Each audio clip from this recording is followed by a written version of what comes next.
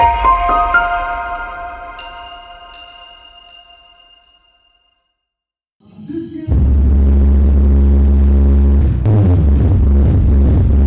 Video में हम लोग बनाने वाले हैं एक एम्पलीफायर, जो कि मैं अपने कार के लिए एक एम्पलीफायर बना रहा हूं। और ये एम्पलीफायर आपको अमेज़ॉन पर या फिर और कुछ वेबसाइट्स पर मिल जाएगा।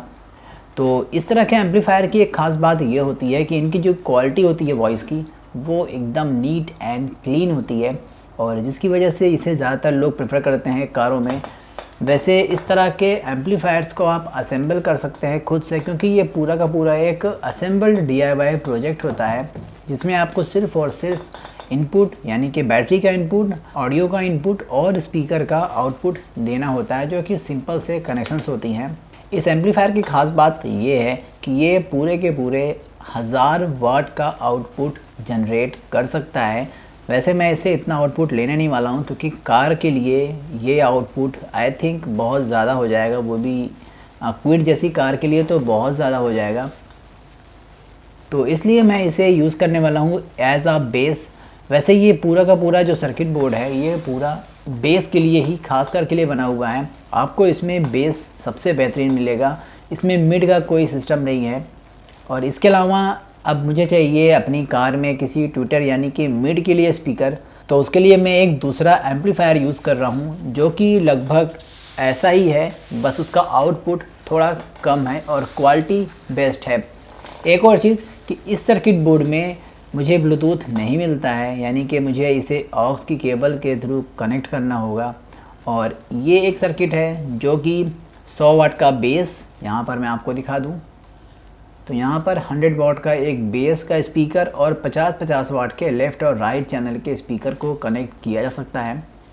इस सर्किट बोर्ड की खासियत ये भी है कि ये 8 वोल्ट से लेकर के 24 वोल्ट तक के करंट पर आसानी से रन कर सकता है और अच्छा खासा आउटपुट जनरेट कर सकता है। लेकिन ये सर्किट जिसके बारे में हम लोग पहले बात कर रहे थे, ये सर्किट आपको 12 वोल्ट पर ही रन करना होगा, वरना इसके मॉसफेट्स ख़राब हो सकते हैं। ये एक क्लास D एम्पलीफायर है और ये एक मॉसफेट और ट्रांजिस्टर बेस्ड एम्पलीफायर है। अब मुझे चाहिए था स्पीकर के लिए लाइन इन करना, तो इस सर्किट बोर्ड में आपको ब्लूटूथ का ऑप्शन मिल जाता है। और इस ब्लूटूथ की खासियत आज तक मैंने किसी और ब्लूटूथ से कंपेयर करना चाहूँ तो ऐसी कोई और सर्किट बोर्ड आई थिंक नहीं मिलेगी मुझे, या मिली ही नहीं, जिसमें नॉइज़ कैंसिलेशन हो। जी हाँ, इस ब्लूटूथ सर्किट में आपको नॉइज़ कैंसिलेशन मिल जाता है। जैसे कि मान लीजिए कोई सॉन्ग है, उस सॉन्ग के बीच में सिंगर कभी कभी होता है कि 1 सेकंड का गैप लेता है, 2 सेकंड का गैप लेता है। तो उस सिनेरियो में उस 1-2 सेकंड के लिए जो और कोई ऑक्स की केबल हो या फिर कोई ब्लूटूथ हो और कोई ब्लूटूथ, तो वहाँ पर उसमें एक खसखसाहट की या फिर वैसे इस वाली आवाज़ रह जाती है। लेकिन उस जगह पर उस 1-2 सेकंड के बीच में जो भी खसखसाहट की आवाज़ होगी, ये ब्लूटूथ का जो सर्किट है वो उस नॉइज़ को भी कैंसिल कर देता है, और जो आउटपुट निकल कर के आता है वो बहुत ही नीट एंड क्लीन होता है। ऑलरेडी मैंने इसके ऊपर काफ़ी वीडियोस बना दी हैं, यानी इस सर्किट बोर्ड के ऊपर, तो मैं इसके ऊपर कोई वीडियो नहीं बनाने वाला हूँ फ़िलहाल अभी। अगर यही इस सर्किट बोर्ड के बारे में बात की जाए तो ये सर्किट बोर्ड मेरे पास आज से करीब 2 साल पहले आया हुआ है, और तब मुझे नहीं पता था कि मेरे पास कभी कार आएगी। लेकिन ये यकीन था कि जब भी मैं कार लूँगा तभी मैं इस एम्पलीफायर को उस कार में लगाऊंगा, और ऊपर वाले की बदौलत आज मेरे पास कार है अपनी, और उसी में मैं इसे फ़िक्स करने वाला हूँ। तो हर चीज़ का दिन होता है, इसका दिन 2 साल बाद आया और अब आया। तो यहाँ पर आपको एक 20 एम्पियर का फ्यूज़ मिल जाता है। यहाँ पर आपको 12 वोल्ट और ग्राउंड का कनेक्शन, ऑक्स यानी कि ऑडियो इनपुट का एक केबल मिल जाता है। इसके थ्रू आप वॉल्यूम को अप एंड डाउन कर सकते हैं और फ्रीक्वेंसी को यहाँ से सेट कर सकते हैं।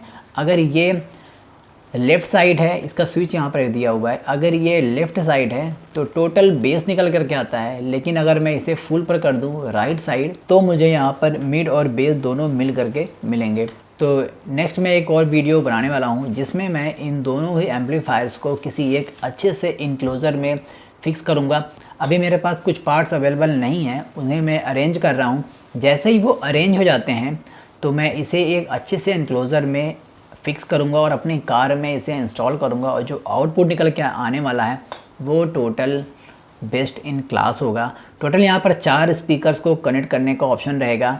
एक ये जो कि मोनो एम्पलीफायर है इसके थ्रू, एक बेस का ऑप्शन यहाँ से जो मुझे मिल रहा है इसके थ्रू, और 2 मिड के स्पीकर जो कि लेफ़्ट और राइट चैनल में कनेक्ट होंगे इसके थ्रू। तो टोटल मुझे यहाँ पर 4 स्पीकर कनेक्ट करने हैं अपनी कार में।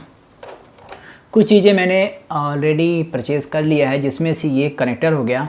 ये हैवी ड्यूटी कनेक्टर्स हैं जो कि आपने अब तक बड़े एम्पलीफायर्स में देखा होगा। तो इसके थ्रू मैं इसके और इसके जो बेस वाले स्पीकर का कनेक्शन है वो कनेक्ट करूँगा। और जो आप ये हमेशा से देखते आए हैं नॉर्मल से एम्पलीफायर में लगा हुआ होता है, तो इसमें मैं इसका 50-50 वाट का लेफ़्ट और राइट चैनल वाले स्पीकर का कनेक्शन करने वाला हूँ।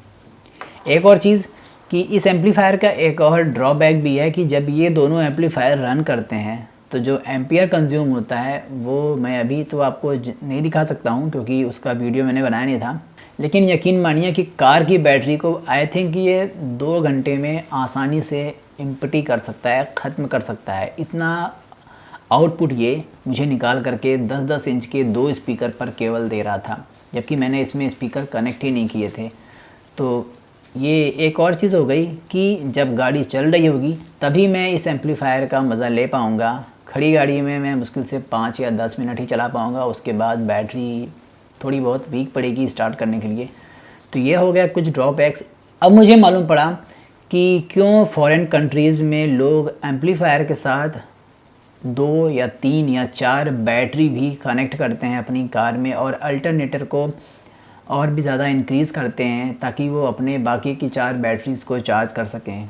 तो पहले लगता था कि वो सब वेस्ट है, लेकिन अब मालूम पड़ता है कि भाई साहब उस बैटरी की काफ़ी ज़रूरत है। तो आई होप दोस्तों आपको ये वीडियो पसंद आई होगी। सर्किट बोर्ड्स का प्राइस यहाँ पर डिस्क्लोज़ नहीं करूँगा, आप चाहें तो अगर देखने के लिए चाहते ही हैं तो लिंक मैंने वीडियो के डिस्क्रिप्शन में दे दिया है, वहाँ से आप देख सकते हैं। तो दोनों का जो प्राइस है वो काफ़ी हाई है। तो चलिए फिर मिलते हैं नेक्स्ट वीडियो में, तब तक के लिए बाय बाय।